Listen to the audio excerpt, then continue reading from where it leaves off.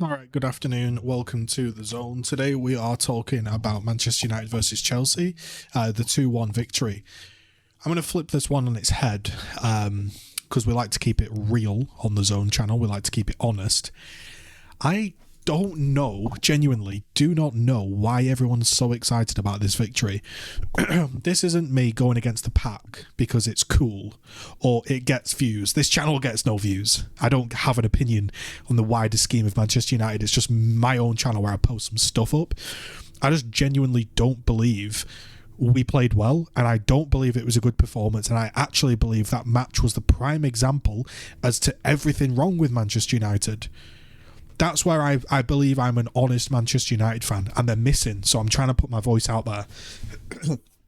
You have had the likes of Mark Goldbridge with 2 million subscribers, 4 channels with like 2 million subs, parroting on for weeks and weeks and weeks and weeks how standards have fallen, stuff has dropped, players have down tools, the managers get sacked because of poor players, managers get sacked because of their own poor decisions, managers get sacked because of the board, yada yada yada. We beat Chelsea 2-1 in a game where we played awfully, and I'll explain why we played awfully. And we're hearing Ten Hag masterclass. We're hearing that we're back. We're hearing that the siege mentality has worked. We're hearing we're only 3 points behind Man City, whoop-de-doo. We're hearing all these fantastic things, and like everything's okay. Here's some facts. We're going out the Champions League. Poor. Unacceptable. We're already out of one competition.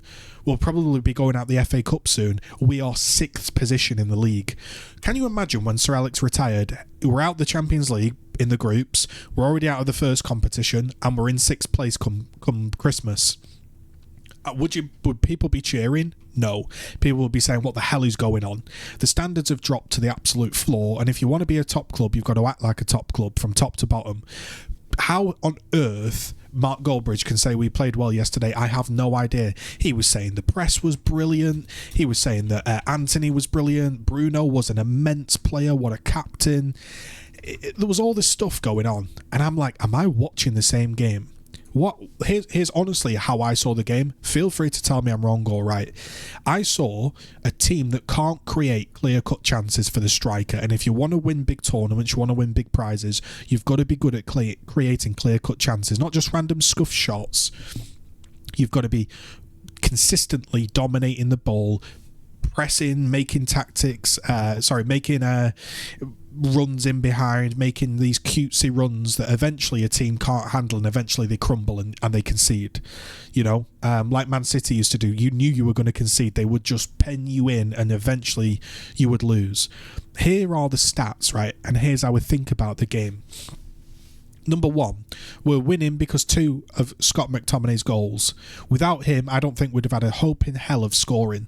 So we're relying on a guy that basically is a failed Scottish striker. He's a failed Manchester United midfielder, and now he's playing this weird hybrid role where, yes, he gets some goals but offers absolutely nothing else apart from the goals, gives up complete possession, everything, tackles everything, he gives up everything. So you're basically playing with 10 men if Scott McTominay does score. Yes, today he did score, but that's it's unsustainable. That's not a style of football you build on. You don't look at yesterday and go, wow, Scott McTominay scored 2 goals, we can build on this. Now, if we'd have created 12 super good clear-cut chances and Højlund had have scored 2 goals, now we might be talking, oh, that's something to build on. But we didn't. Bruno ran around like a headless chicken, failing to create. Garnacho, he tried his best, and he was okay. He was a threat. He constantly tried to keep going, but he wasn't world class. He wasn't brilliant.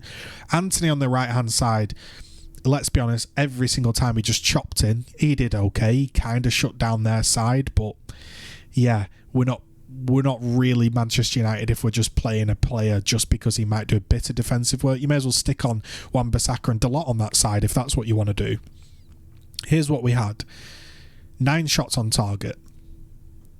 28 shots in total, 45% of the ball. We had 45% of the ball at home. What we're doing is this weird counter-attack, no midfield gamble, and Chelsea had 13 shots. Now, if Chelsea could finish, they could have scored 3 or 4. And again, this would have let in against a top team like Bayern Munich, 4 or 5 goals, and probably only one of Scott McTominay's goals would have gone in and would have lost the game. It's not sustainable. I don't think that was good play at all. I genuinely have no idea what people are getting hyped up about. The standards are on the absolute floor. Look, Rasmus Højlund, let's be honest, he hasn't scored a Premier League goal. That is unacceptable. And the answer you get back is, oh, well, he's young. You're acting like there's no other 20-year-old in world football that could score a goal for Manchester United. I think Martial was the last person to score a goal that was a Manchester United striker since, like, last year. How is that acceptable? And the answer is always, oh, well, he's young. You don't get bonus points for fielding young players. You don't get bonus points if a young player scores. The idea is to make the best Manchester United team possible. Clearly, in the Premier League, playing Rasmus Højlund up front is not the best team possible. It's not. He doesn't score. Simple as. If you want him to do a load of running, put him in the marathon. We're not doing a marathon here. We're playing football. We consistently let in so many big chances. So many big chances that they could have scored. We've got Captain Bruno missing a penalty. He's been a part of every single massive drubbing that we've had at this club, from the 7-0 Liverpool to the 6-3 City to the 6-1 Manchester United. This time he didn't get a penalty to save himself. He missed it. I don't think he was good. I genuinely don't see what fans see in Bruno. It's a blind spot for me in football. I have no idea what the guy offers. The midfield, people were praising Amrabat, saying he was absolutely immense. He was okay. He was a little bit better than the shit we've seen from him, but he was by no means brilliant. They were clearly walking through our defence at times and having shots and shots on goal. Sterling, Jackson, Mudryk constantly miscombining together. Again, against a proper team would have been hammered. Let's talk about Onana. Onana fundamentally is saving the ball incorrectly. And I'm not a professional goalie, so tell me if I'm wrong, but every time I watch a goalie, they get on the floor, like here, and they push off, and they're going along the floor. They're propelling themselves along the floor like a sliding action, low and fast along the ground. Onana is diving up and over. He's diving up and over. And he's not pushing off and getting across. If it goes across him, we're in no man's land. There was also a Baroja header that could have almost gone in, and he wasn't close to getting that either. I think Maguire fell over at one point and left them clean through on goal. Rashford came on, just trotted around, barely even caring. Look, we've managed to win. We've got 0 goal difference. We're 3 points behind Man City. You could say, well, that's pretty good considering all of the injuries we've got. Maybe I'm being a bit too harsh. But look, the reality is you don't get bonus points for playing young players, and the standards are just on the floor. We had, at one point, we were applauding a goal kick that we'd won. You know, you've got fans in a full stadium singing Glazers Out. The brain dead, man. You've got Mark Goldbridge, who a lot of his opinions I agree with, but particularly tonight, I could not understand where the applaud. He was almost unable to speak because he was so excited with the result and how much it meant and how much we're back. Let's see how back we are when we play Bayern Munich. All right, if we go and put out a hella performance against Bayern Munich, I'll put my hand up and I'll apologise. And then if we keep it going for a few more games, I'll admit I'm wrong. But until I see that, I don't know. Do you genuinely think that we're going to rock up to, let's say, Bournemouth and absolutely dominate and destroy them 3-0 and then roll up to, who have we got after that? Is it Liverpool? Could be Liverpool. After that, not sure, but yeah, like that's not happening, is it? If we go and put up 3 good performances against Bayern Munich, Liverpool and Bournemouth, then fair enough. But I don't see what the hype was about. I watched it with my dad, who's a Chelsea fan. He's supported Chelsea for his whole life, basically. 50, 60 plus years, right? And He's obviously seen a lot of Chelsea teams. I've seen a lot of Man U Chelsea games. We watch all the big Man U Chelsea games. We both just sat there and said, this is the lowest quality game of Man United versus Chelsea I've ever seen. That game was the prime example of why we are both not in the Champions League spots. You know, I don't understand why people are getting excited that if we went on a run, we might be able to get a Champions League spot. Number one, it'll probably be taken away because Nice and Sir Jim. If you don't know that issue, that's whole other topic. But why? Oh, what am I getting excited about? If we get in the Champions League, the Glazers get more money. They stay longer. We get hammered in the Champions League anyway. We're not going to win it. You get 3 or 4 group games that you get stuffed in. I don't see where the excitement is in the Champions League. The excitement comes from, I think we can win this. The excitement for the league is, I think we can win the league.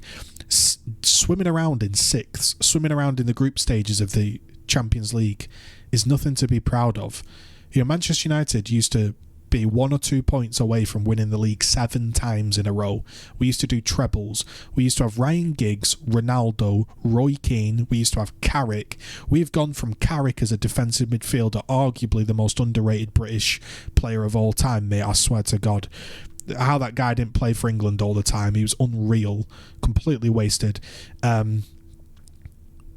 To watching Amrabat fizz the ball out. We've gone from Michael Carrick fizzing the ball out to, like, say, Ronaldo or, you know, a Giggs, to we're going to fizz the ball out to Anthony from Amrabat. And we're going to try then link the play up. Not Ruud van Nistelrooy, not Wayne Rooney, not Cole, not Robin van Persie. We've got Højlund, but it's okay because Højlund's young. So I'm pleased we won the game. I'm a Man United fan. Obviously, I'm happy we won the game. But what I don't understand is why are we going so over the top? We won the game. Great. We didn't play well. Chelsea played awfully. We just about got over the line. And I don't think this will mean anything. I don't think this is the start of anything. How these huge media outlets can suddenly say this is great. The Stretford paddock is one of the worst, man. Stephen Howson and all them lot, mate. Sometimes they get so hyped up. They'll, you know. Anyway, that's my opinion. Let me know what you think.